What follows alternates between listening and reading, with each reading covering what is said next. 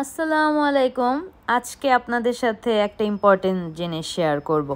সকাল সকাল ঘুম থেকে ওঠার পরেই একটা ইম্পর্টেন্ট কাজে লেগে গেলাম।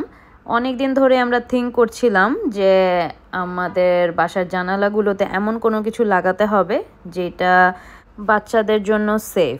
যেহেতু এখন নাভিয়া বড় হয়ে যাচ্ছে, ও যে কোনো জানালা আসলে খুলে ফেলতে পারে। আর আমরা যখন বাসায় থাকি, আমরা যেহেতু বিভিন্ন কাজে ব্যস্ত থাকি, তো সব সময় আসলে দেখা হয় না যে ও কোথায় আছে, কোন রুমে আছে। আর ও এখন সব কিছুই করতে পারে, সব জায়গায় উঠতে চায়, সব কিছু ধরতে চায়। তারপর বেডরুমে ঘুম থেকে ওঠার পরে সে জানালার সামনে যায় যে বাহিরে কি হচ্ছে সেগুলো দেখার জন্য।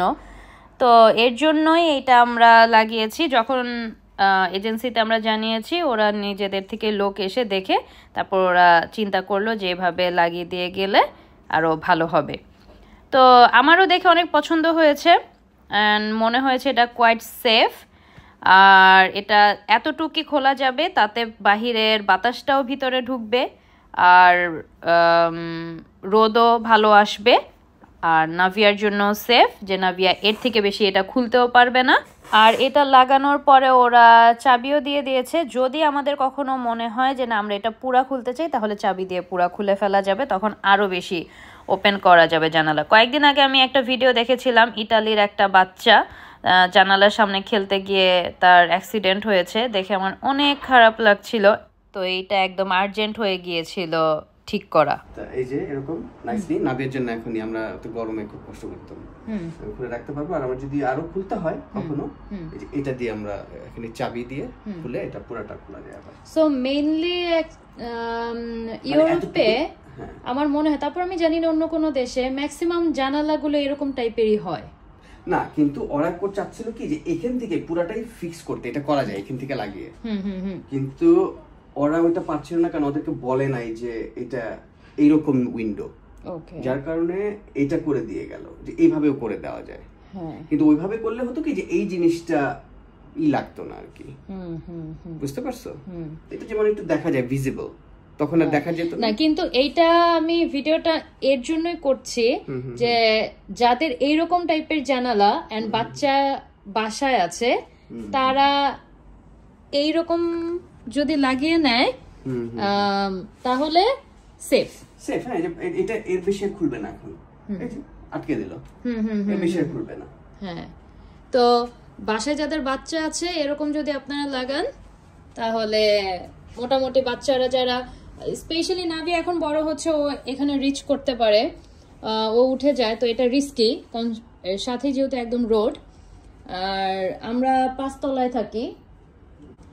যারা একটু উপরের দিকে থাকেন, বাচ্চাদের নিয়ে অনেক রিস্ক থাকে যে জানালা খুলে যদি পড়ে ঠরে যায়। এর জন্য এইভাবে যদি করে ফেলেন আপনারা, তাহলে খুবই সেফ বাচ্চাদের জন্য, এন্ড আপনারাও নিশ্চিন্তে থাকতে পারবেন। এটা আমাদের এজেন্সিতে আমরা বলেছি, তারাই এটা এসে করে দিয়েছে। সব কাজ শেষ করে এখন চলে গেলাম নাভিয়াকে নার্সারি থেকে আনতে, কারণ ওর নার্সারি থেকে আসার সময় হয়ে গেছে। আকাশটা খুবই ভালো লাগছিল, কি সুন্দর। তারপর বাসায় এসে আবার আমি গরু মাংস রান্না বসিয়ে দিয়েছি। যাওয়ার আগে আমি গরু মাংস ভিজিয়ে রেখে গিয়েছিলাম।